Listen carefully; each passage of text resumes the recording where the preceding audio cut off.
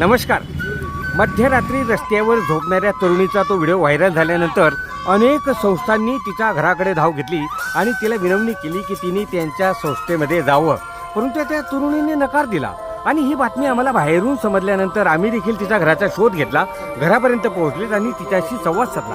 आता त्या घरामध्ये ती आणि तिची आई एवढाच परिवार आहे आणि त्यांचे वडील काही महिन्यांपूर्वी वारल्यामुळे त्या तरुणीच्या मनावर फार मोठा आघात झाला आणि कदाचित त्या आघातामुळे ती अशी करू लागली, रस्त्यावर झोपू वगैरे लागली. त्या ठिकाणी आम्ही तिच्याशी संवाद साधला असता आमच्या लक्षात आलं की ती तरुणी अत्यंत हुशार आहे, परंतु कुणी जर टिंगलटवाडी वगैरे केली, काही त्रास वगैरे दिला तर मात्र ती असं करते.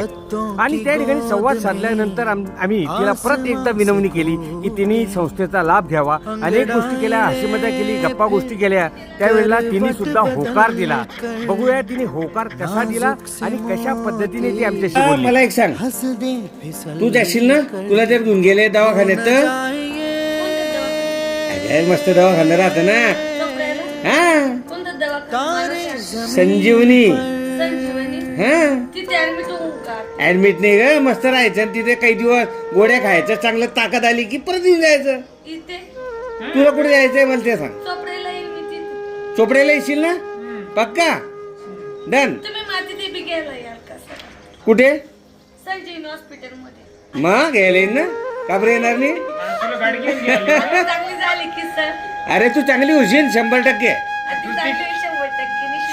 तू होशीलच चांगली. कोण कशाला नाव घेईल. अरे त्यानं शेपाली त्यांना.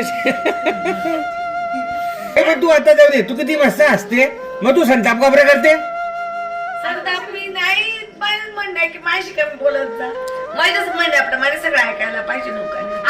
अरे ऐकतील ना हळूहळू ऐकतील.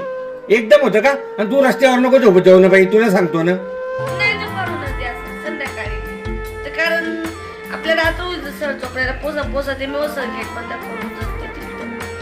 हा हे पण आहे, पण तू जायला हुशार होती.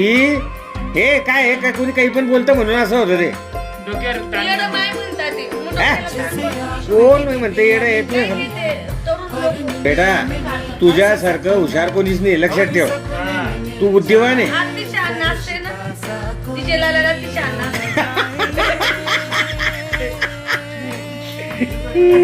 आणि हो, ज्या संस्थेला या ठिकाणी मदत करायची असेल ना, त्यांनी तिला नक्की मदत करावी. खाली मी तिचा पत्ता देखील देत आहे. धन्यवाद.